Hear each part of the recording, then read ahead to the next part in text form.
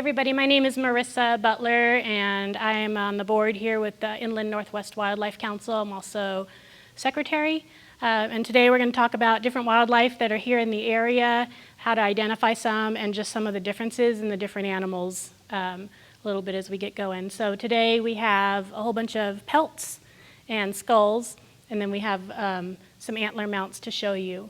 So all of these animals are found here in the Pacific Northwest and Inland Northwest, and so as you're out and about enjoying wildlife, you'll see a lot of these, and we get a lot of questions about, you know, I saw this animal or I found this skull, what do you think this is?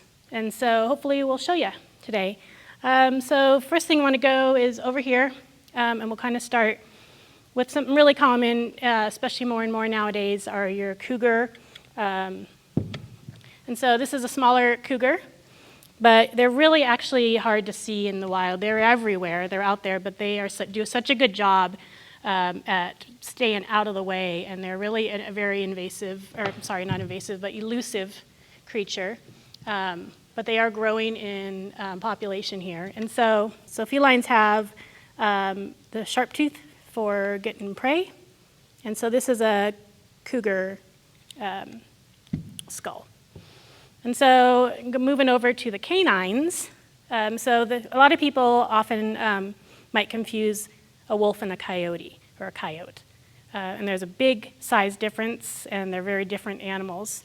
And so coyotes, they are much smaller, and this is kind of a typical size. They have thick coats, they're kind of a tan brown color, and this is what their skull looks like, long, narrow, and kind of smallish. Compared to a wolf, so if you see the size difference between the two. So this is kind of a smallish wolf skull, and then this is your coyote skull. Both canines, similar tooth structure. That's one way, you know, if you get in kind of a disintegrated skull, is that the tooth, carnivores are going to be pointy teethed, and herbivores are going to have a flat tooth. So that's first way you can kind of see what you got. A footprint of a wolf is quite a bit bigger than a coyote. So this is a little footprint we have. What else we got? So another cat is smaller, obviously, than a bobcat, or a cougar. This is a bobcat, and obviously named because of their tail. So bobcat, smaller tail, smaller animal, same kind of skull formation, just smaller. And one thing we do here at the Wildlife Council is we take this little road show to schools and groups like Cub Scouts, Boy Scouts, Girl Scouts, all of those things, and we educate kids on the different types of animals in the area, animal identification. One skull I think is really cool is a river otter, and I love how their skull is really flat and made for cruising through water, kind of swiftly and efficiently, and they've got a really amazing pelt. Big long tail, good for navigating water. And these are found all over in the Spokane River, all of our lakes, creeks, ponds. You can find these guys everywhere. One of the smaller things we have here is an ermine. And this is the same animal. So in the winter, ermine are white, and the only thing that isn't white on an ermine, and kids love this, is their tail. And that's because they kind of use their tail as a decoy. So when a bird's looking up from down and they're looking down and trying to find something, in the snow they won't really see this ermine, but they will see the little black tail, and so they'll swoop down towards the back end on all the important parts of the ermine. His vitals are up front, he can scoot away pretty easy. And then in the summer, they do a color phase, and so summer and fall, they're more of a brown color. And so they're pretty cool in that they change a lot over the course of a year. And they have a really small, obviously tiny, tiny skull. That's pretty cool. So now let's go over to skulls. And so one of the biggest confusions I think people get is the difference between a mule deer and a whitetail. And we have both here. They have a little bit of different habitat, but they are both in our area. So a mule deer has a forked tine system. So their tines go up and create individual forks like that. And the color doesn't really matter, any of that can just vary with the animal. And both mule deer and whitetail can have darker or lighter tines. But the shape and the formation and the way they grow is different. Another thing with mule deers, probably why they're called mule deers, is they have really big ears compared to a whitetail. And a whitetail obviously has a white tail. And a whitetail antler, they have a single beam, and then the points grow individually off of that. Even though this one has something similar to a forked tine, it's actually not. Looking at it in this way, you can see that it actually is a single beam, and then the points grow individually off of it. Whereas with the mule deer, all you've got are forks. It goes into a fork right off. And so here we'll keep with the ungulates. So ungulates are deer, elk, and moose. It's kind of a fancy name for them.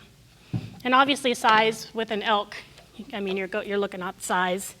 So this is actually a smaller elk.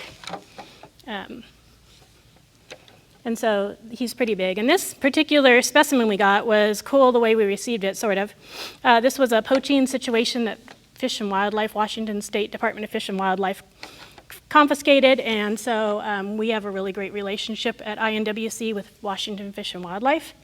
And so they were able to call us, and they knew that we take all these things out, take our little road show out for kids, and so they donated this skull to us for our program. So it was a really cool opportunity to get a really nice, intact elk. And so this is a moose. This is a really small moose. We're guessing he's probably maybe 2 years old. Mooses, they call them paddles, and just because they're flatter, but they're the same. They're sort of a bone, and they do shed them. All of these animals shed their antlers every year, and so that's a cool thing you can do if you're not into hunting, or if you're just out enjoying wildlife, you can shed hunt, and it's really cool when you find a matched pair. So this is one more thing you can do and get out and enjoy the beautiful area that we live in. So let's see, so if you're looking at footprints, and I have a little bit here. So this is the difference between a deer footprint and an elk. Okay, the size difference is quite a bit. I don't have a moose one, but they're more rounded. Okay, so you can really see the difference in size there. So as you're going about identifying animals' footprints, and speaking of footprints, most of what we have here is a black bear, and black bear and grizzly bears are really different in size. And so these are just the top skulls of each of the different bears. But this is a black bear, and this is a smaller grizzly bear. So they're really different in size. And when you get into their footprints, they're vastly different. So this is a black bear footprint versus in size to the potential for a grizzly. I mean, this is a really large specimen of one, but you'd never see a black bear get to something like this. Black bear are a lot smaller. They're really populous in this area. You see them a lot. They do change color too. They might be more of a cinnamon or even a blonde, all the way to actual true black. So when we bring these out into kids, they love them. We really encourage kids to learn all about wildlife. We bring this stuff to them so that they have an opportunity to touch and feel and ask questions. We get some great questions, especially from smaller kids, but they're all passionate and interested in it, and it is amazing when you just give kids the opportunity to see what's in our area, how interested they are. So we always encourage kids and families to get out, enjoy nature, learn about it, observe it from a safe distance. If you become a hunter, it's really great to be able to know what animal you're looking for.